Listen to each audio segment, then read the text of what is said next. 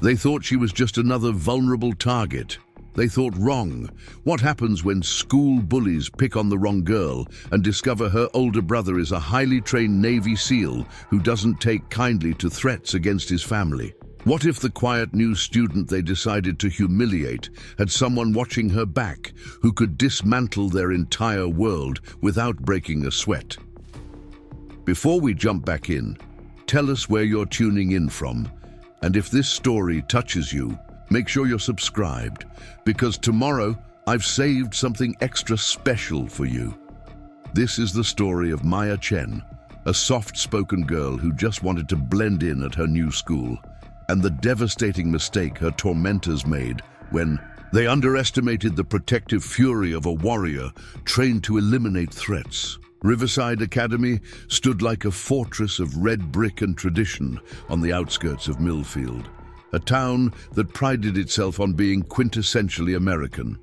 White picket fences lined streets where families had lived for generations, where high school football games were community events, and where everyone knew everyone else's business. It was the kind of place that appeared perfect on postcards, but harbored the same human cruelties that existed everywhere else, just hidden behind polite smiles and whispered gossip. Chen pushed through the heavy oak doors of Riverside Academy. On a grey October morning, her stomach churning with the familiar anxiety that came with being the new kid for the third time in 4 years. Her father's job in military consulting meant frequent relocations, and Maya had learned to navigate the delicate ecosystem of high school hierarchies with careful observation and strategic invisibility. She clutched her worn leather messenger bag closer to her side, the weight of new textbooks reminding her that once again she would have to prove herself academically while trying to avoid the social landmines that came with being an outsider. Her appearance immediately marked her as different in a school where diversity was more talked about than actually experienced. Maya's mixed heritage gave her features that were striking but hard to categorize, something that made people stare and whisper. Her long black hair fell in gentle waves past her shoulders, and she had inherited her mother's delicate bone structure along with her father's determined jawline. She dressed simply in dark jeans and a navy sweater. Nothing flashy or attention-seeking, but somehow she still drew curious glances from students who had known each other since kindergarten. The hallways of Riverside Academy buzzed with the controlled chaos of teenage life. Lockers slammed shut with metallic echoes. Sneakers squeaked against polished linoleum, and conversations flowed in the rapid-fire cadence of people comfortable in their established social circles. Maya navigated through the crowd with practiced efficiency, consulting the schedule clutched in her hand while trying to memorize the layout of her new academic prison. She had become an expert at reading the unspoken rules of high school society, identifying the various tribes and territories that would either welcome or reject her based on criteria she had no control over. Her first period was advanced placement. History with Mrs. Patterson, a stern-looking woman in her 50s who wore reading glasses on a beaded chain and had the bearing of someone who had been teaching longer than most of her students had been alive. Maya slipped into a seat near the back, hoping to observe without being observed. But her hopes were dashed when Mrs. Patterson immediately spotted her and smiled with the kind of forced enthusiasm reserved for new students. "Class, we have a new addition to our little family," Mrs. Patterson announced, her voice carrying the slight southern accent that marked her as a local. "This is Chen, and she's transferred here from California. Maya, would you like to tell us a little about yourself?" The request was phrased as a question, but Maya recognized it for what it was, a command performance that would establish her place in the social hierarchy from day one. She stood slowly, acutely aware of 25 pairs of eyes examining her, like she was a specimen in a biology lab. Her voice was steady but quiet when she spoke, a learned response from years of trying not to stand out too much in new environments. "I'm Maya, and my family moved here because of my father's work," she said simply, deliberately vague about the specifics. "I'm looking forward to finishing my senior year here and getting to know everyone." The response was perfectly diplomatic and revealed nothing that could be used against her later, but Maya could already see the calculations happening behind her new classmates' eyes. They were trying to place her, to figure out where she fit in their established order, and she knew that her careful neutrality would only buy her a limited amount of time before someone decided to test her boundaries. She noticed him immediately, even though he was trying to project casual disinterest. Jake Morrison sat 3 rows ahead and 1 seat to the left, and Maya's instincts, honed by years of military family life and multiple school transfers, immediately identified him as someone to watch carefully. He had the easy confidence that came with being at the top of the social food chain, the kind of relaxed posture that suggested he had never seriously doubted his place in the world. His blonde hair was perfectly styled in that effortless way that actually required significant effort, and his clothing carried the subtle markers of expensive taste. When he turned to whisper something to the girl beside him, Maya caught a glimpse of his profile and saw the kind of classically handsome features that probably made adults praise his potential while giving him license to get away with behavior that would be punished in others. The girl he was whispering to was equally polished in that particular way that marked her as someone who had been popular since elementary school. Brittany Walsh had the kind of blonde hair that looked naturally sun-kissed, but probably required monthly salon visits, and her makeup was applied with the skill of someone who had been perfecting the art since middle school. She wore her popularity like expensive jewelry, obvious but tasteful, and when she glanced back at Maya, her smile had the sharp edge of someone evaluating potential competition. Maya's military upbringing had taught her to assess threats quickly and accurately, and she recognized in Jake and Brittany the kind of predators who thrived in the artificial ecosystem of high school. They were apex predators in their small pond, used to having their dominance go unquestioned, and Maya's arrival represented either an opportunity for entertainment or a challenge to their authority. Either way, she knew she would need to be careful around them. The rest of the morning passed in a blur of introductions, schedule adjustments, and the exhausting mental effort of trying to learn new social dynamics while keeping up with academic demands. Maya had always been a strong student, partly because her father had made it clear that academic excellence was non-negotiable, but mostly because she genuinely enjoyed learning. However, maintaining good grades while navigating the social complexities of yet another new school required a level of mental juggling that left her drained by lunchtime. The cafeteria at Riverside Academy was a study in territorial behavior that would have fascinated an anthropologist. Tables were claimed by invisible but ironclad rules, and Maya could read the social hierarchy as clearly as if it had been posted on the walls. The athletes dominated the center of the room, their Letterman jackets and easy camaraderie marking them as the school's aristocracy. The academic elite clustered near the windows, their conversations peppered with references to college applications and scholarship competitions. The artists and theater kids had claimed a corner near the stage, their table covered with sketchbooks and sheet music, while various other subgroups filled in the remaining space according to their own internal logic. Preparing and narrating this story took us a lot of time, so if you are enjoying it, subscribe to our channel. It means a lot to us. Now back to the story. Maya stood in the lunch line with her tray, scanning the room for a seat that would allow her to eat in peace while continuing her observation of the school's social dynamics. She had learned long ago that the first few days at a new school were crucial for establishing her reputation, and making the wrong choice about where to sit could have consequences that lasted the entire year. She was aiming for a table near the edge of the room, somewhere she could be inconspicuous while still appearing approachable to anyone who might want to include her, when the decision was made for her.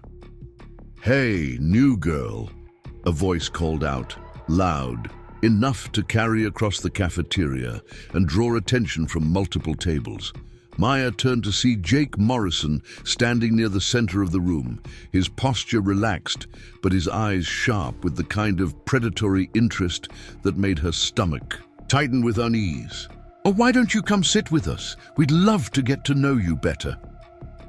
The invitation was phrased politely, but Maya could hear the undertone of command in his voice and see the expectant looks from his friends. This was not really an invitation, but a test, and refusing would mark her as someone who thought she was too good for the popular crowd. Accepting, however, would put her directly in the spotlight and make her vulnerable to whatever game they were planning to play.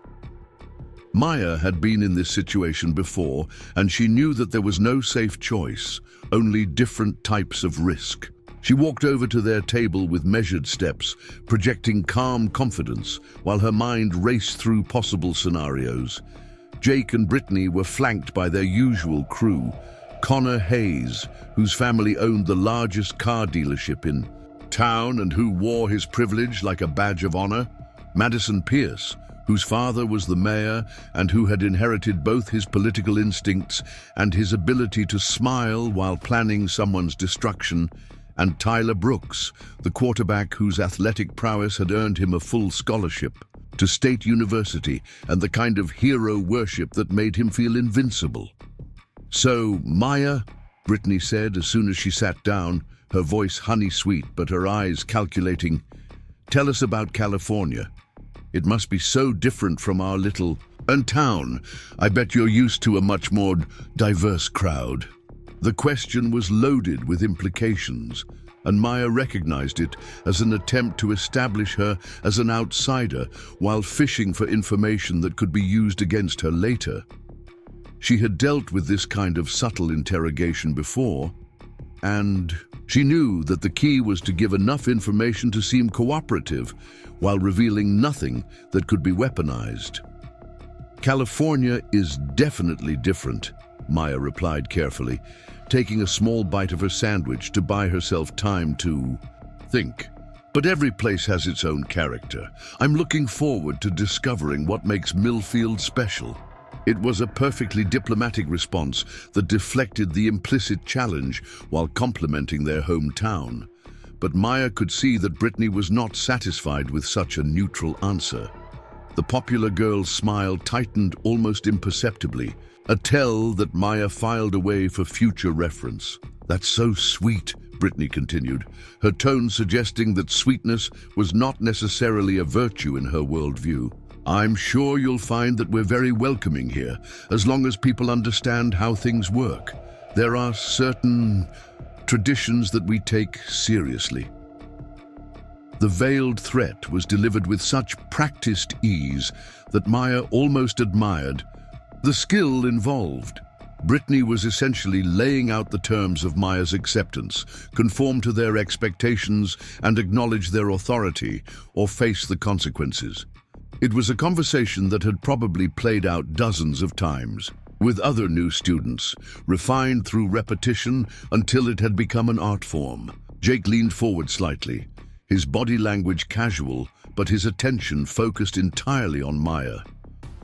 "Brittany's right about traditions," he said, his voice friendly, but with an edge that suggested steel beneath the charm.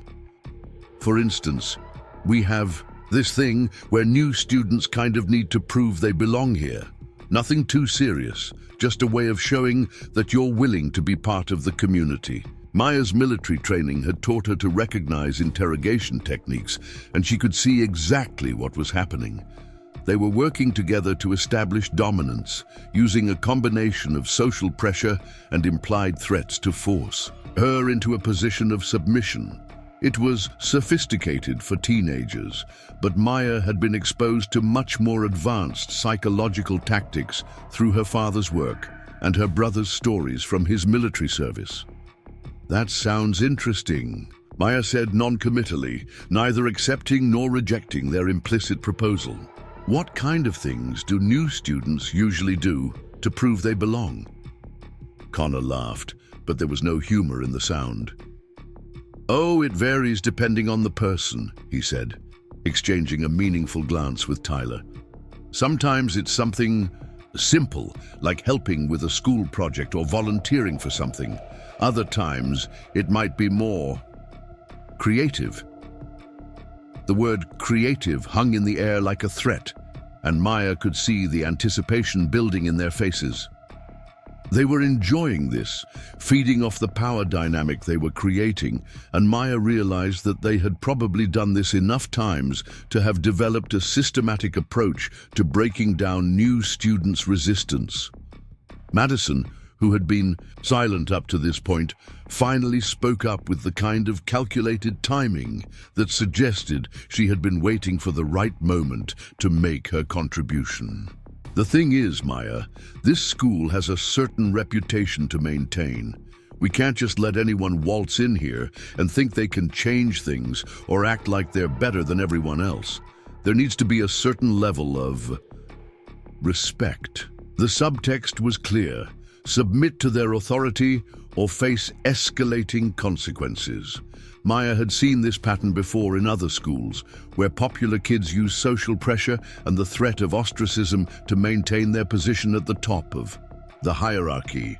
What made this group particularly dangerous was their obvious sophistication and the way they worked together like a well-oiled machine. Maya finished her sandwich with deliberate calm, using the time to assess her options while projecting an air of thoughtful consideration. She knew that appearing too eager to please would mark her as weak, while showing too much resistance would escalate the conflict before she was ready to handle it. The key was to walk the line between compliance and independence until she could better understand the full scope of what she was dealing with. "I appreciate you taking the time to explain how things work here," she said finally, her tone respectful but not subservient. "I'm certainly interested in being part of the community. Why don't you let me think about it and we can talk more tomorrow?" It was a masterful deflection that acknowledged their authority while avoiding immediate commitment, but Maya could see that Jake was not entirely satisfied with her response. His jaw tightened slightly, and she caught a flash of something harder in his eyes before he covered it with another charming smile. "Of course," he said, his voice still friendly, but with a subtle shift in tone that suggested patience was not unlimited. "Take all the time you need, but don't take too long, you know. Opportunities like this don't last forever." The lunch period ended with the sharp ring of the bell, and Maya gathered her things with relief. She had successfully navigated the first direct confrontation, but she knew that this was only the beginning. As she walked to her next class, she could feel their eyes following her, and she understood that she had just become their next project. They would be watching her, looking for signs of weakness or resistance, and planning their next move based on how she responded to their initial probe. Her afternoon classes passed without incident, but Maya remained hyper-aware of the subtle shifts in atmosphere that indicated she was being observed and discussed. She caught whispered conversations that stopped when she approached, saw meaningful glances exchanged between students who had been at lunch, and felt the weight of attention that came with being marked as someone of interest by the school's power structure. It was during her last period, advanced chemistry with Mr. Henderson, that Maya first noticed the girl who would later become important to her story. Sarah Williams sat 2 tables away, hunched over her lab notebook with the kind of intense focus that suggested she was using academic work as a shield against social interaction. She was small and thin, with mousy brown hair that fell across her face like a curtain, and she wore clothes that were clean but obviously chosen for invisibility rather than style. When Maya caught her eye accidentally while reaching for a beaker, Sarah flinched and looked away quickly, but not before Maya saw something in her expression that was painfully familiar.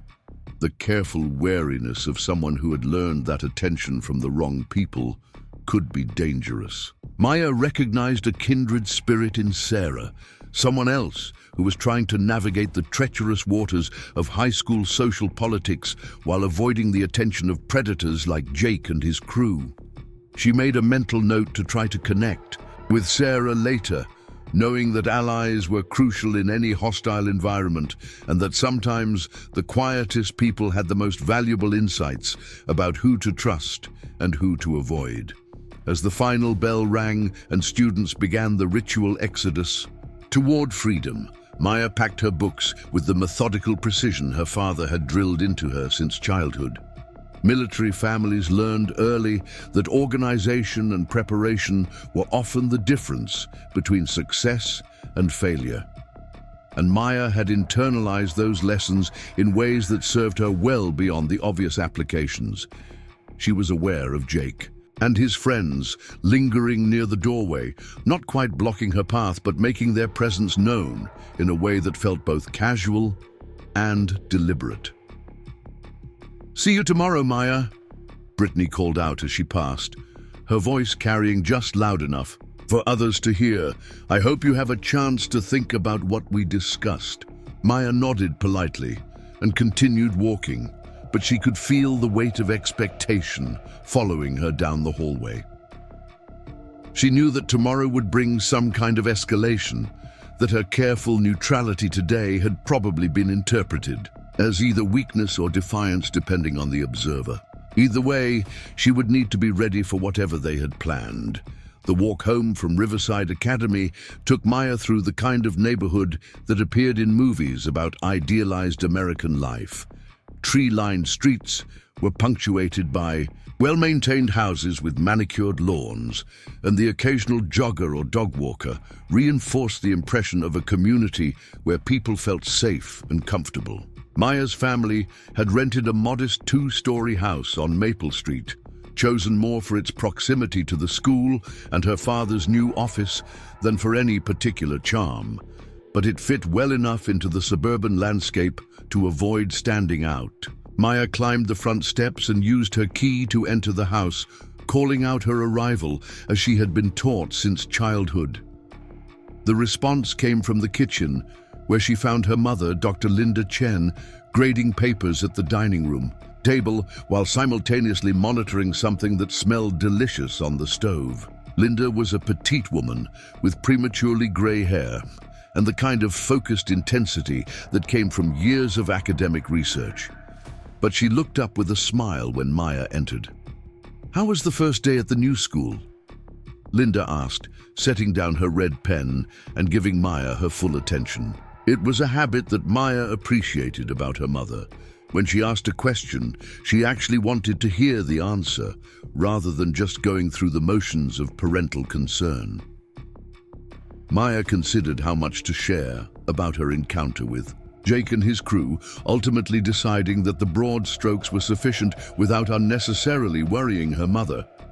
"It was about what I expected," she said, settling into a chair across from Linda. "The academic level seems good, and I think I'll be able to catch up quickly. The social situation is still developing." Linda's eyes sharpened slightly at the diplomatic phrasing, recognizing her daughter's tendency to downplay potential problems in an effort to avoid causing family stress. "Anything specific I should know about?" she asked gently. "You know your father and I want to hear about any concerns you might have." Maya smiled at her mother's persistence, appreciating the care behind the questions, even as she maintained her privacy about the details. "Nothing I can't handle," she said truthfully. "Just the usual new kid dynamics. I'm sure it will sort itself out once people get used to having me around." Linda nodded, understanding that pushing for more information would likely be counterproductive with her independent-minded daughter. "Well, you know we're here if you need anything," she said, returning to her papers. "Your father should be home in about an hour, and dinner will be ready around 7. Oh, and David called this afternoon. He wanted to check in about how you're settling in." Maya's face brightened at the mention of her older brother, and she felt some of the day's tension ease from her shoulders. David Chen had been her hero and protector for as long as she could remember, and even though his Navy SEAL training and deployment schedule meant they couldn't talk as often as she would like, knowing that he was thinking about her provided a sense of security that was hard to quantify but impossible to dismiss. "Did he say when he might be able to call back?"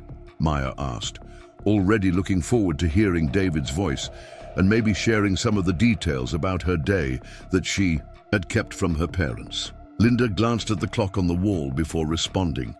"He said he'd try to catch you before you go to bed, but you know how unpredictable his schedule can be. He did say to tell you that he's proud of how you've been handling all these moves, and that he's looking forward to hearing about your new school."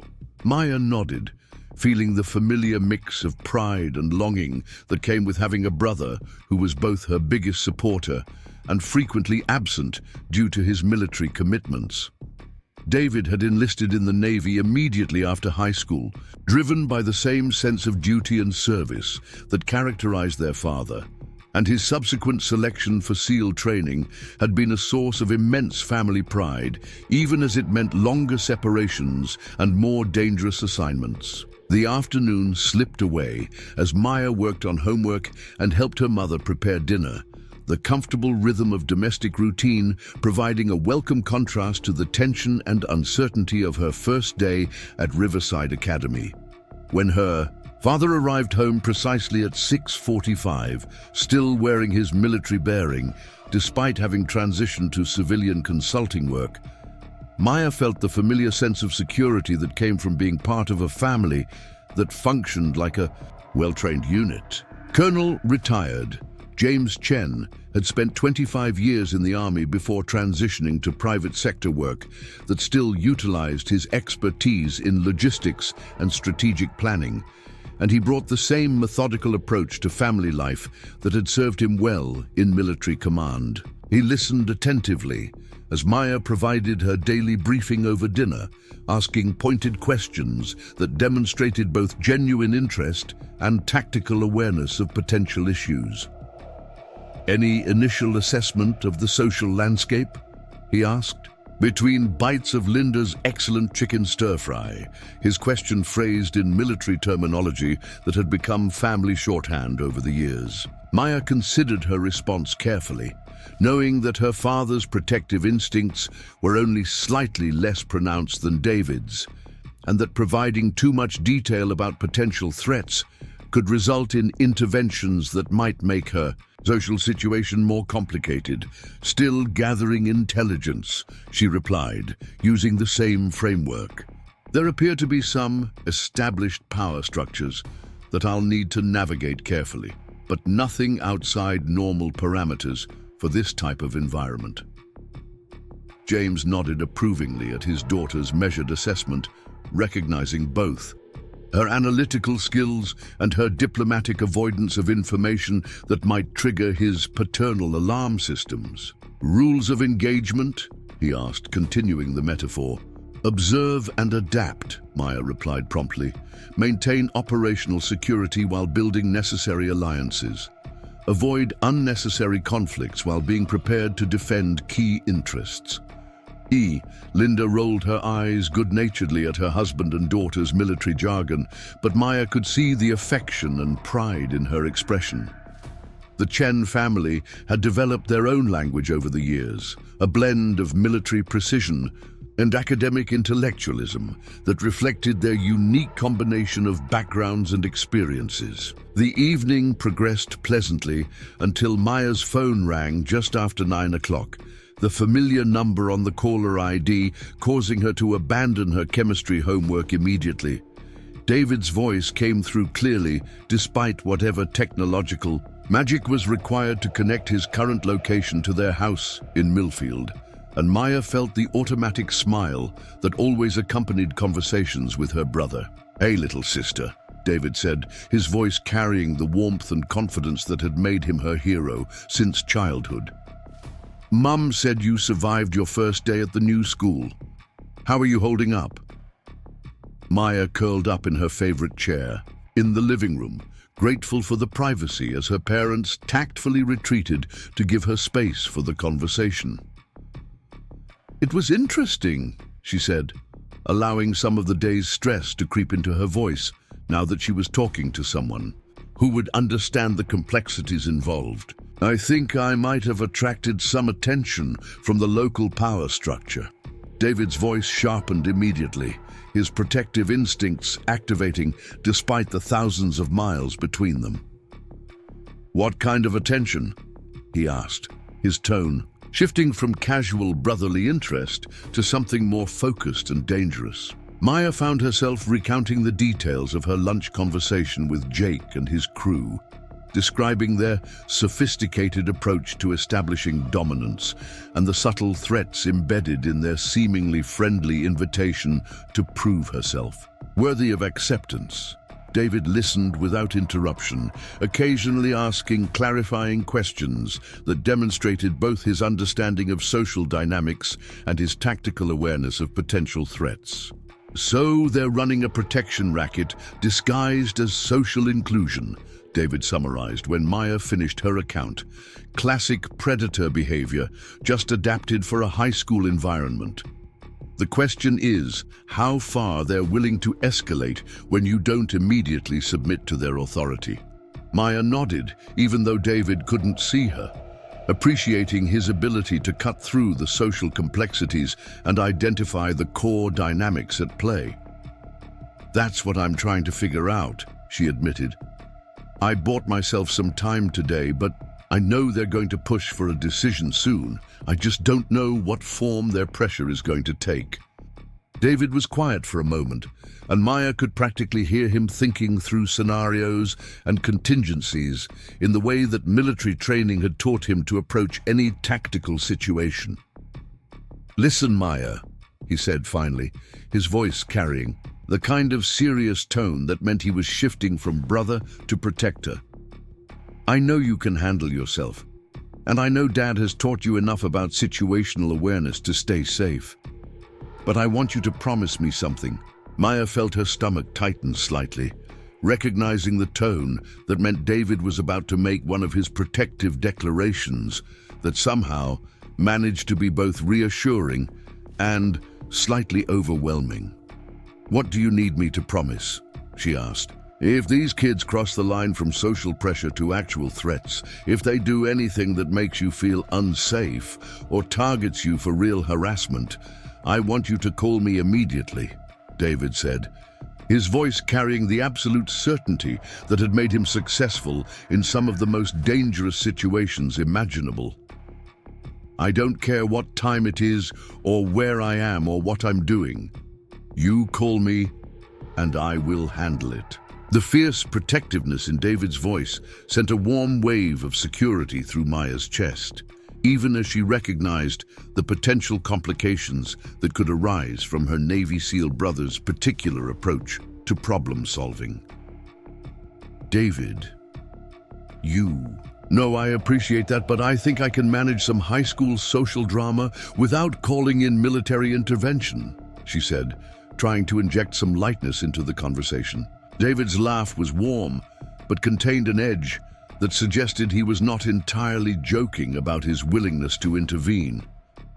"Maya, you're the most important thing in the world to me, and I've seen what happens when predators are allowed to operate without consequences," he said seriously. "These kids might think they're playing games, but bullying is just another form of terrorism, and terrorists only understand one language." Maya felt a chill run down her spine at the casual way David referenced his professional expertise in dealing with threats, but she also felt a deep sense of security, knowing that someone with his skills and determination was watching out for her. "I promise I'll call if things get serious," she said, meaning it completely, but let me try to handle the normal social navigation first, okay?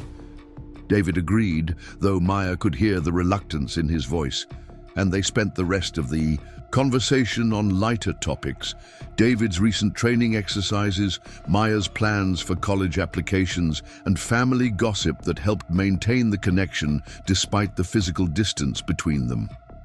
When they finally hung up, Maya felt recharged and ready to face whatever challenges tomorrow might bring.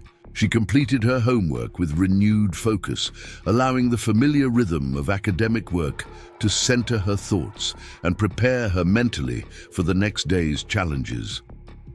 As she got ready for bed, Maya found herself thinking about Sarah Williams and wondering what experiences had taught the quiet girl to flinch at unexpected attention. She made a mental note to try to approach Sarah carefully, recognizing that building alliances would be crucial if Jake and his crew decided to escalate their campaign for her submission. Maya fell asleep thinking about tactical approaches to high school social warfare, secure in the knowledge that she had the training, intelligence, and support system necessary to handle whatever Riverside Academy could throw at her. What she didn't know was that Jake Morrison had spent his evening making plans of his own, plans that would test her resolve and her brother's promise in ways that none of them could have anticipated. The second day at Riverside Academy began with an ominous sign. Maya's locker had been vandalized overnight with a crude drawing that managed to be both racially insensitive and generally insulting, accompanied by a message suggesting that she should know her place in their community. Maya stared at the graffiti for a long moment, her mind immediately shifting into the analytical mode that her father had taught her for assessing threats and planning responses. The vandalism was clearly meant to intimidate her and establish that Jake's crew could reach her, even in supposedly secure areas of the school. But it also revealed something important about their mindset and methods. They were willing to risk getting caught vandalizing school property, which suggested either supreme confidence in their ability to avoid consequences or a level of desperation that indicated Maya's resistance had rattled them more than she had realized. Maya photographed the graffiti with her phone before reporting it to the main office, a decision that demonstrated both her understanding of the importance of documentation and her refusal to be intimidated into silence. The assistant principal, Mr. Davidson, expressed appropriate concern and promised to investigate. But Maya could see in his eyes the weary resignation of someone who had dealt with similar incidents before and understood the limitations of official responses to anonymous harassment. "We'll certainly look into this, Ms. Chen," Mr. Davidson said, his voice carrying the kind of professional sympathy that suggested genuine concern tempered by realistic expectations. "In the meantime, we'll have the custodial staff clean this up immediately. I hope you know that this kind of behavior doesn't represent the values of Riverside Academy." Maya nodded politely, while mentally noting that Mr. Davidson's response, while well-intentioned, essentially confirmed her suspicion that the school's official channels would be of limited use in dealing with students who were sophisticated enough to avoid leaving evidence of their harassment. Jake and his crew were clearly experienced at operating within the gray areas where official policies couldn't reach them, and Maya realized that she would need to be prepared for a campaign of escalating pressure designed to avoid triggering administrative intervention. Her first period class proceeded normally, but Maya could sense the undercurrent of anticipation that suggested word of the locker incident had already spread through the school's informal communication networks. Students glanced at her with mixtures of curiosity and sympathy, and she caught whispered conversations that stopped abruptly when she appeared. The attention was uncomfortable, but Maya recognized it as an inevitable consequence of being marked as a target by the school's power structure. It was during second period that Maya first encountered Sarah Williams in a context that allowed for actual conversation. They were assigned as lab partners in advanced chemistry, a pairing that seemed random, but which Maya suspected might have been influenced by Mr. Henderson's recognition that both girls were academically serious and likely to work well together. Sarah approached their shared lab station with the careful movements of someone who was used to trying to avoid notice, and Maya made an effort to project calm friendliness without being overwhelming. "I'm Maya," she said simply, as they began setting up their equipment for the day's experiment. "I think we're going to be working together today." Sarah nodded nervously, her voice barely above a whisper when she replied, "I'm Sarah. I hope you don't mind being stuck with me. I'm not very good at the social parts of lab work." Maya smiled reassuringly while beginning to measure chemicals with the precision her father had taught her. "I'm much more interested in getting the experiment right than in socializing," she said honestly. "Besides, I get the feeling that you're probably a lot better at chemistry than you're giving yourself credit for." As they worked through the experiment, Maya's assessment proved correct. Sarah might have been socially anxious, but she had an intuitive understanding of chemical processes that demonstrated both natural aptitude and serious study. More importantly, Maya began to see glimpses of a sharp intelligence and quiet strength that suggested Sarah's timid exterior might be more strategic than genuinely fearful. "Can I ask you something?" Sarah said quietly as they waited for their solution to reach the proper temperature, her voice carrying the kind of careful tone that suggested she was debating whether to risk the question. Maya nodded encouragingly while continuing to monitor their experiment. "Of course. What's on your mind?" Sarah glanced around the classroom to make sure they wouldn't be overheard before speaking again. "I heard about what happened to your locker this morning," she said, her voice even quieter than before. "And I saw you talking to Jake Morrison's group yesterday at lunch. I just wanted to say, be careful. They're not as nice as they pretend to be." Maya studied Sarah's expression carefully, recognizing the courage it had taken for the shy girl to offer even this vague warning. "I appreciate that," she said sincerely. "Have you had problems with them before?" Sarah's face tightened almost imperceptibly, and Maya saw a flash of something that might have been old pain or current fear. "They don't usually bother with people like me," Sarah said carefully. "I'm not interesting enough to be worth their time, but I've seen what they do to people who don't cooperate with their ideas about how things should work."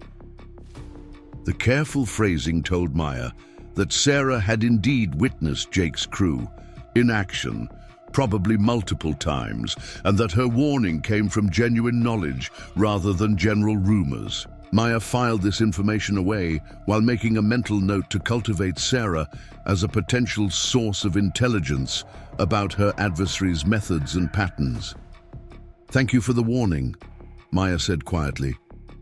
"If you ever want to talk about anything, or if you think there's something I should know, please don't hesitate to find me. Sometimes it helps to have someone to talk to who understands what it's like to be on the outside." Sarah nodded gratefully, and Maya could see some of the tension leave her shoulders at the implied offer of alliance. They finished their experiment in comfortable quiet, each lost in their own thoughts, but both understanding that they had just established the foundation of what might become an important friendship. Lunch brought the confrontation that Maya had been expecting since discovering the vandalized locker. Jake and his crew were waiting at their usual table, but this time their body language was more aggressive and their attention was focused entirely on her from the moment she entered the cafeteria.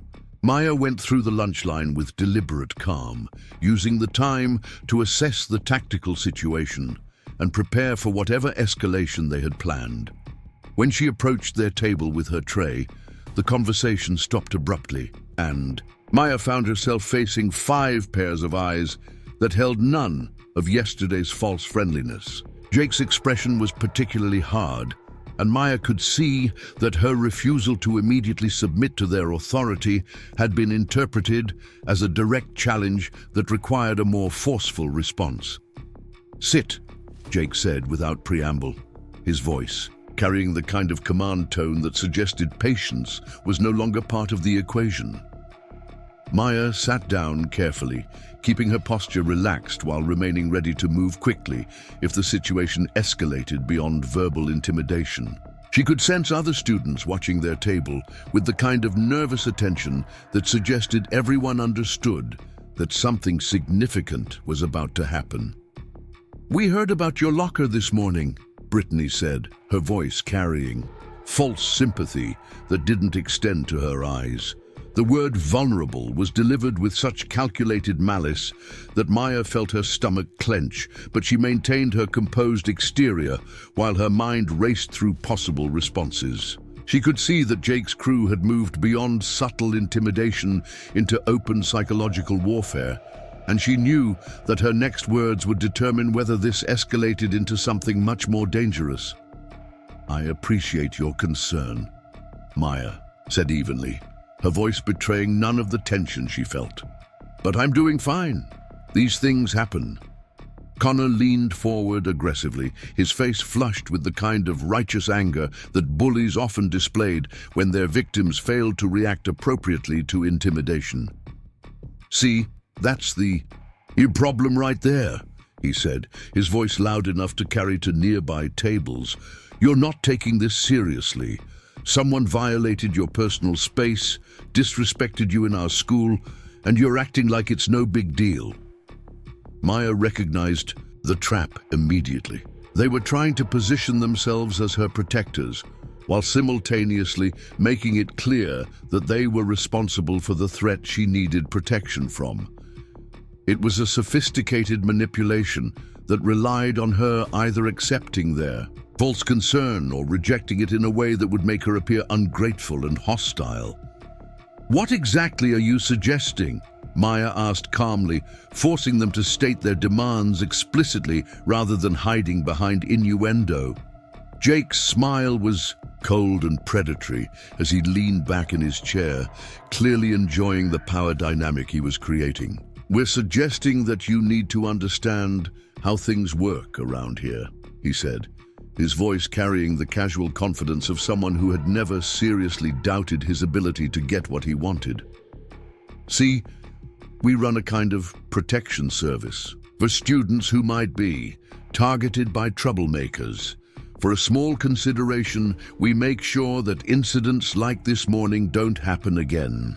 The protection racket was now out in the open, stripped of its earlier social pretense and revealed as the crude extortion scheme it had always been.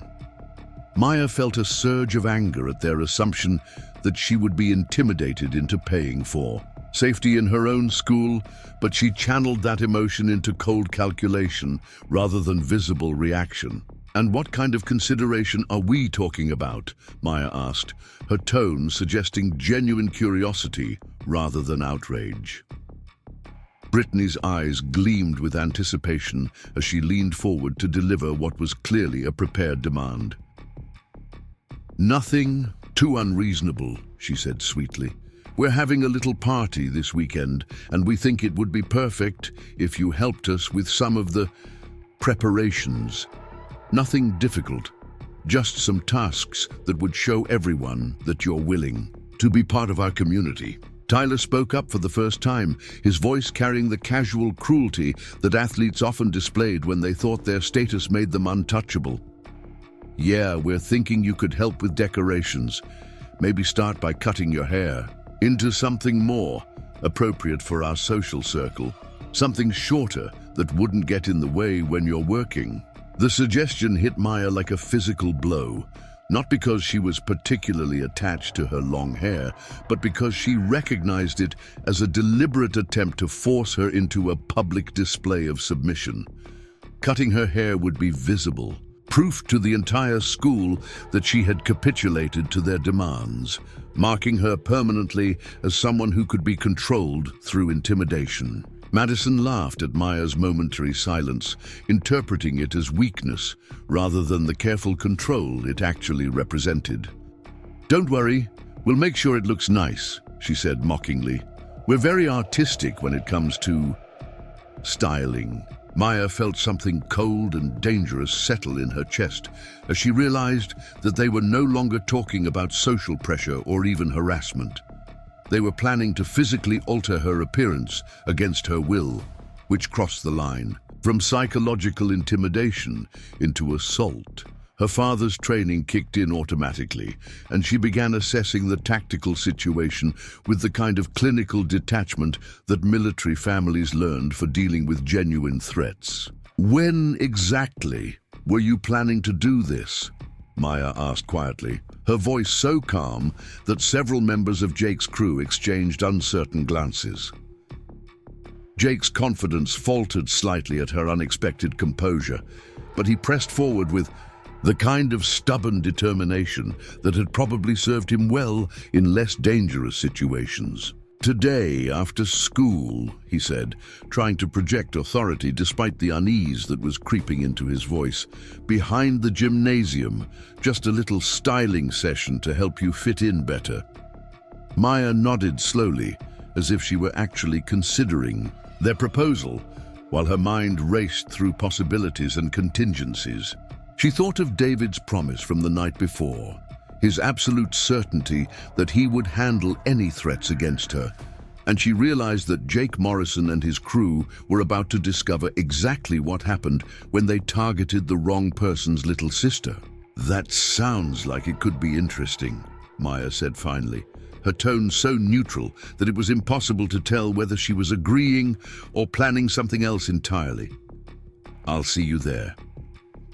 The rest of the lunch period passed in tense silence, with Jake's crew clearly uncertain about whether Maya's compliance was genuine or if they had missed something important in her reaction. Maya excused herself before the bell rang, claiming she needed to stop by her locker, but actually wanting time to make a phone call in private. She found an empty bathroom and dialed David's number with fingers that were steady despite the adrenaline coursing through her system. The call connected after 2 rings, and David's voice came through clearly, despite whatever operational demands were competing for his attention. "Maya, what's wrong?" David asked immediately, his protective instincts activated by the unexpected. In timing of her call, Maya took a deep breath and explained the situation quickly and precisely, using the kind of tactical briefing format that their family had developed for communicating important information efficiently.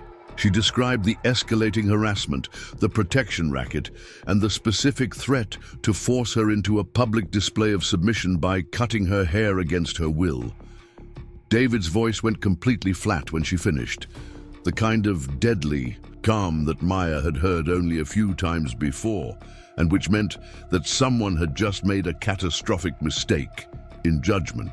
"Maya, I want you to listen to me very carefully," he said, his words carrying the absolute authority of someone who was used to giving orders in life or death situations. "You are going to go to that meeting, but you are not going alone, and you are not going to let them touch you." Maya felt her pulse quicken as she recognized the tone that meant David was shifting into operational mode, the mental state that had made him successful in some of the most dangerous places on Earth. "What do you want me to do?" she asked. "First, I want you to text me the exact location and time of this meeting," David said, his voice carrying the kind of focused intensity that came with planning a tactical operation. "Second, I want you to document everything they've done so far. Take screenshots of any messages, photos of the vandalism, everything. Third, I want you to stay in public areas until it's time for the meeting, and then I want you to trust me." Maya felt a chill run down her spine at the implications of David's instructions, but she also felt a surge of fierce satisfaction at the thought of Jake and his crew discovering that their intimidation tactics had consequences they hadn't anticipated. "David, what exactly are you planning?" she asked. David's laugh was cold and completely without humor. "These kids think they understand power and intimidation," he said quietly. "They're about to get a lesson in what those concepts actually mean when applied by someone who's been trained to use them professionally." Maya ended the call with a mixture of anticipation and concern, knowing that David's interventions tended to be both effective and memorable in ways that sometimes created their own complications. She spent the rest of the afternoon following his instructions, documenting the harassment campaign and staying in public areas while mentally preparing for whatever confrontation awaited her behind the gymnasium. The final bell rang with the finality of a starting gun, and Maya gathered her things with the deliberate calm of someone who had been trained to function under pressure. She could see Jake and his crew making their way toward the exit with the swagger of predators approaching what they thought would be an easy victory, and she felt a moment of almost sympathetic anticipation for the shock they were about to experience. Maya walked toward the gymnasium with measured steps, her mind clear and focused despite the magnitude of what was about to happen. She had spent her entire life surrounded by people who understood that sometimes conflict was inevitable and that when it came, the key was to be better prepared than your opponents. Jake Morrison and his crew were about to discover that they had chosen to threaten someone whose family took protection very seriously indeed. The area behind the gymnasium was deserted except for Jake's crew, who had arranged themselves in a semicircle that was clearly designed to prevent escape while providing multiple angles of intimidation. They had even brought supplies for their planned humiliation: a pair of scissors, a camera to document Maya's submission, and expressions of cruel anticipation that suggested they had done this before to other students who lacked the resources to fight back. "Right on time," Jake said as Maya approached, his voice carrying the kind of satisfied confidence that came from believing he held all the advantages. "I have to admit, I wasn't sure you'd actually show up. Most people would have found an excuse to avoid this little conversation." Maya positioned herself carefully in the center of their circle, her posture relaxed but ready, and her expression calm in a way that should have been their first warning that something was wrong with their assumptions. "I keep my appointments," she said simply. Brittany stepped forward with the scissors, her smile bright and vicious as she prepared to deliver what she clearly thought would be the final blow to Maya's resistance. "This is really for your own good," she said mockingly. "You'll fit in so much better once we help you understand your place here." Maya glanced at her watch and noted that it was exactly 3:30, the time she had given David for the confrontation. "Before we start," she said calmly, "I should probably mention that my older brother is very protective of me. He tends to take threats against his family personally." Connor laughed dismissively, clearly interpreting Maya's statement as a desperate attempt to avoid the inevitable. "Your brother isn't here," he pointed out. "And unless he's planning to transfer to Riverside Academy, I don't think he's going to be much help with your social adjustment." Maya's smile was small and cold as she looked around the circle of faces that were about to learn exactly how wrong their assumptions could be. "Actually," she said quietly, "I think he's probably closer than you realize." The voice that answered her came from behind Jake's crew, and it carried the kind of deadly calm that made everyone in the circle freeze instantly. "Maya's right about that," David Chen said as he stepped out from behind the equipment shed where he had been waiting. "I'm very protective of my little sister." David Chen, in full operational mode, was a sight that would have been impressive under any circumstances.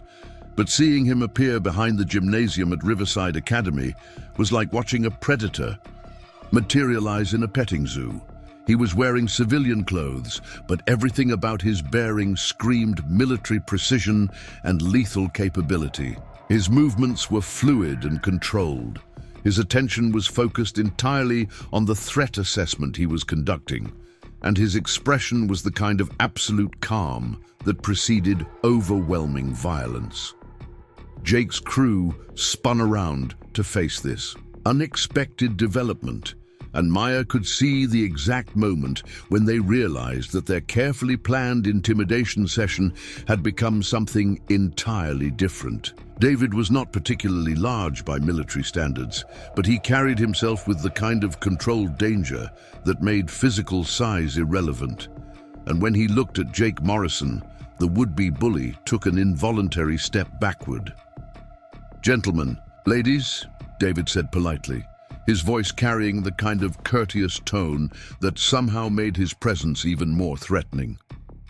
"I understand you've been having some conversations with my sister about social integration and community expectations.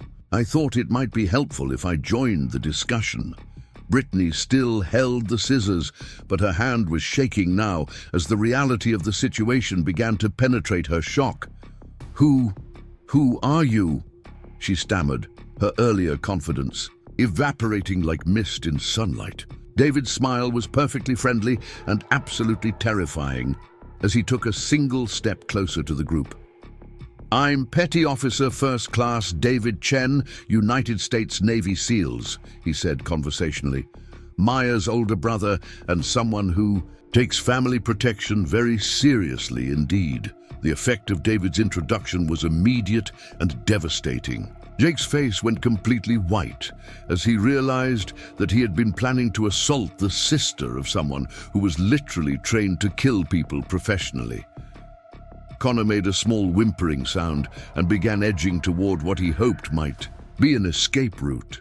Tyler's athletic confidence crumbled completely as he found himself face to face with someone who represented a level of physical capability he had never imagined. "Now then," David continued in the same conversational tone, "Maya tells me that you've been discussing some kind of styling session involving scissors and her hair. As someone who cares about her personal grooming choices, I thought I should clarify a few things about consent and personal autonomy." Madison dropped her camera, the device hitting the ground with a plastic crack that sounded abnormally loud in the sudden silence. "We weren't really going to. I mean, it was just," she began, but David's raised hand stopped her mid-sentence. "Please don't insult my intelligence," David said calmly. "I've been briefed on your harassment campaign, your protection, racket, and your specific plans for this meeting. I've also done some research into your previous activities, and I have to say, I'm not impressed with your pattern of targeting vulnerable students." Jake tried to summon some semblance of authority, his voice cracking slightly as he attempted to regain control of a situation that had spiraled completely beyond his comprehension. "Look, man, this is just school stuff. You can't just show up here and threaten students. I'll call the police. My father is the police chief." David's laugh was soft and genuinely amused, the kind of sound that suggested Jake had just said something particularly naive. "Please do call the police," he said encouragingly. "I'd be very interested to hear Chief Morrison's opinion about his son's extortion activities and planned assault on a minor. I imagine the State Attorney General would be fascinated by that conversation as well." The mention of legal consequences hit Jake like a physical blow, and Maya could see him realize for the first time that his father's position might not protect him from the kind of federal attention that came with threatening the family member of active military personnel. David had clearly done his homework during the few hours since Maya's call, and his tactical preparation was now paying dividends in psychological warfare. "Of course," David continued thoughtfully, "we could handle this differently. Maya, would you like to explain to your new friends what we discussed about conflict resolution?" Maya stepped forward slightly, her voice steady and clear as she delivered what was clearly a prepared statement. "My brother and I talked about how sometimes people make mistakes because they don't understand the consequences of their actions," she said, looking directly at each member of Jake's crew in turn. "We agreed that education is often more effective than punishment, provided that the people making mistakes are willing to learn from them." David nodded approvingly at his sister's diplomatic phrasing while maintaining his focus on the group of increasingly terrified teenagers. Exactly right, he said. So here's what's going to happen. First, the harassment of my sister stops immediately and permanently. Second, your protection racket ends today, and any students you've been extorting will be left alone from now on. Third, you're going to find new and productive ways to spend your time that don't involve targeting people you perceive as vulnerable. Brittany finally found her voice, though it came out as barely more than a whisper. And if we don't? She asked. David's expression didn't change, but something shifted in his eyes that made everyone in the circle take an unconscious step backward. Then we move from education to practical demonstration, he said quietly. And trust me when I tell you that you really don't want to find out what that looks like.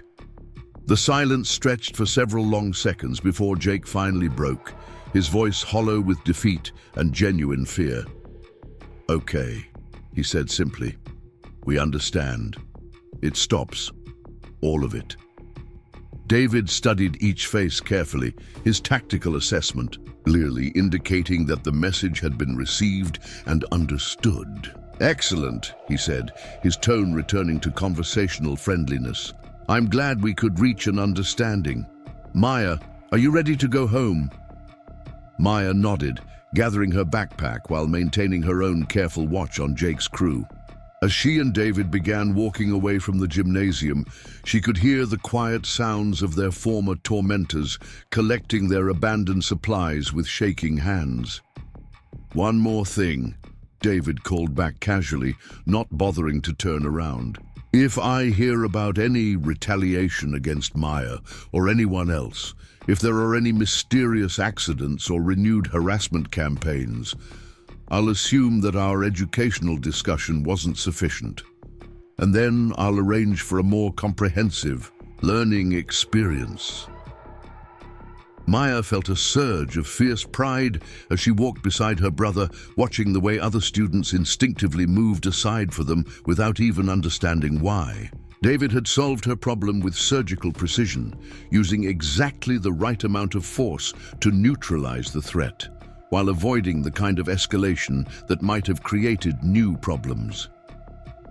Thank you, she said quietly as they reached David's rental car.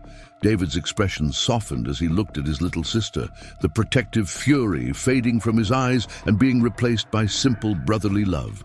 Always, he said simply, that's what family does.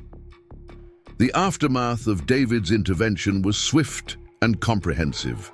By the next morning, word had spread throughout Riverside Academy that Maya Chen's Navy SEAL brother had paid a visit to Jake Morrison's crew, and the details of their confrontation had grown in the telling until David had achieved almost mythical status among the student body. More importantly, the harassment stopped completely, not just against Maya, but against the other students who had been targeted by Jake's protection racket.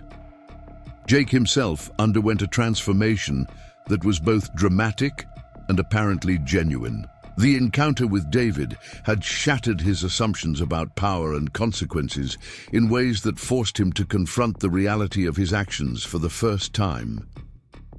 He began seeing the school counselor, apologizing to his previous victims, and gradually rebuilding his reputation through consistent demonstration of changed behavior. Maya found herself in the unusual position of being simultaneously respected and left alone, exactly the combination she had been hoping for when she arrived at Riverside Academy.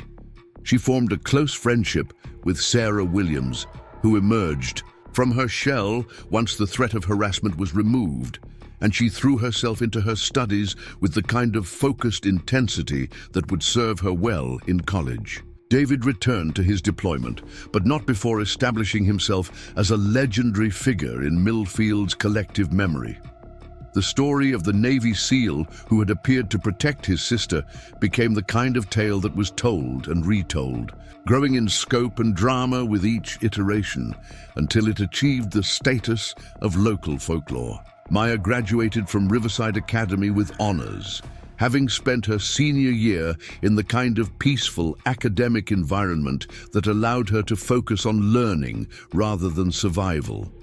She maintained correspondence with David throughout his deployment, sharing stories of her college preparations and her growing friendship with students who had been freed from Jake's reign of intimidation. Years later, when people talked about the transformation of Riverside Academy's social culture, they would remember the quiet girl who had arrived in October and the terrifying older brother who had taught an entire generation of students that actions have consequences, and that sometimes those consequences came in the form of highly trained military personnel who took family protection very personally indeed.